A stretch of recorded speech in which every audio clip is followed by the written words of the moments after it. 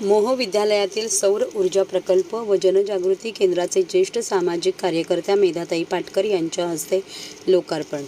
General education इन्स्टिट्यूटचे मोह विद्यालय व रमेश परमार कनिष्ठ महाविद्यालय ठाणे आयोजित गुरुवर्य सहवी कुलकर्णी सौर ऊर्जा प्रकल्प व जनजागृती केंद्राचे लोकार्पण गुरुवारी ज्येष्ठ सामाजिक कार्यकर्ता मेधाताई पाटकर यांच्या हस्ते संपन्न झाले. यावेळी व्यासपीठावर डॉ. संजय मंगला गोपाळ, सौ लतिका प्रभा मोतीराम, माजी शिक्षक सुबोध देशपांडे, उषा केळकर, संस्थेचे कार्याध्यक्ष शैलेंद्र साळवी, कोषाध्यक्ष रवींद्र तामरस, कार्यवाह अद्धटराव, मुख्याध्यापिका नीलांबरी जठार आदी मान्यवर उपस्थित होते. डॉ. संजय मंगला गोपाळ, सौ लतिका प्रभा मोतीराम यांनी दिलेल्या देणगीतून मोह विद्यालयात सौर ऊर्जा प्रकल्प उभा राहिला आहे. या प्रकल्पामुळे शाळेच्या वीज वापरात बचत होणार असून परिणामी वीज बिल कमी येणार आहे. यावेळी मेधाताई पाटकर म्हणाल्या की पृथ्वी आज जळत आहे म्हणून हिमालय ढासळत आहे. ऊर्जाधारित विकास थांबल्याशिवाय, तो कमी करत गेल्याशिवाय सूर्य काय चंद्रसुद्धा नवीन संसाधने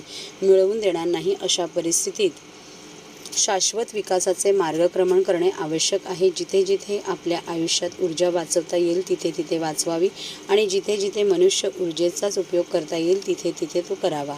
आज ग्रीन शब्द काळा झाला आहे. शेती बुलडोझरने तुडवून एअरपोर्ट बनवले जात आहेत. त्याला ग्रीनफील्ड एअरपोर्ट असे नाव दिले जात आहे. नैसर्गिक शक्तींच्या संसाधनावर आज कोट्यवधी जनता जगते आहे. कोरोना काळात सगळ्यांनी बघितले आहे की केवळ पैसा असून जीव वाचवता येत नाही, प्राणवायूच जीवन देतात. आज मोह विद्यालयाने एक उद्देश ठेवून लाख मोलाचे कार्य केले आहे. आपले स्वप्न संजय मोगो आणि लता यांच्या देणगीच्या माध्यमातून प्रत्यक्षात उतरवले आहे. माझा सलाम असल्याचे सांगत मेधाताई पाटकर यांनी दोघांचे आणि शाळेचे कौतुक केले. तसेच हा प्रकल्प प्रेरणादायी असून समाजापुढे आणावा आणि प्रसार करावा असे आवाहन त्यांनी केले.